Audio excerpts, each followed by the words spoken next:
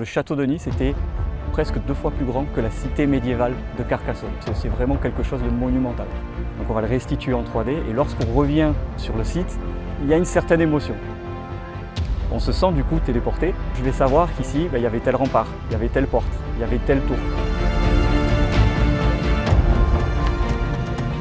Ce qui m'a spécifiquement donné envie de travailler sur le château de Nice, c'est l'aspect monumental de l'édifice. C'est l'une des forteresses les plus fortes militairement que l'Europe ait connues, en tout cas jusqu'au début du XVIIIe siècle, et ça aujourd'hui on ne s'en rend pas compte. Le château de Nice était presque 2 fois plus grand que la cité médiévale de Carcassonne. C'est impressionnant et c'est ça que j'ai envie de retransmettre au grand public. J'ai utilisé ce plan pour faire le château.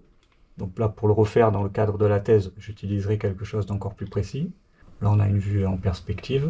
J'ai choisi 1691 parce que c'est la date à laquelle le château était le plus en élévation, pour protéger le port royal des États de la Maison de Savoie. Ce qui s'est passé en 1691, c'est que Louis XIV assiège le château et donc l'une des poudrières du donjon va exploser et va entamer considérablement une grande partie du château. Et donc on voit bien les batteries françaises qui ont été placées notamment dans le bassin de l'Olympia pour endommager toute la partie est du château. Une fois qu'il a pris le château de Nice, il pouvait ouvrir la route vers Turin, donc la capitale, et tenter de prendre également la capitale Turin. En fait, c'est le début de la fin du château qui va finir par être définitivement détruit après un second siège en 1706. Sur la gauche, ce qu'on peut voir, c'est assez imposant, c'est ces gros morceaux de blocs qui étaient des morceaux des remparts du château qui ont basculé en fait au moment de la destruction du château en 1706.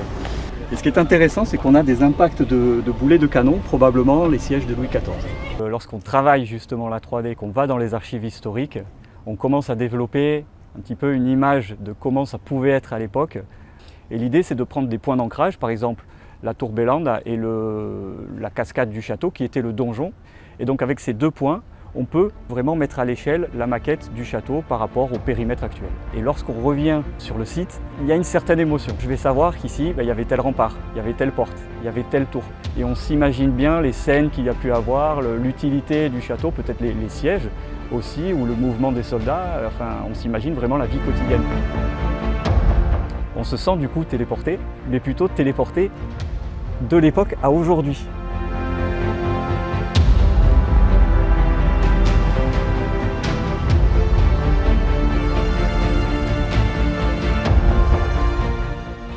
Une fois que c'est fait en 3D avec précision, on peut vraiment tout faire. C'est-à-dire par exemple de la réalité virtuelle, de la réalité augmentée, des visites virtuelles, du documentaire, du jeu vidéo, du cinéma.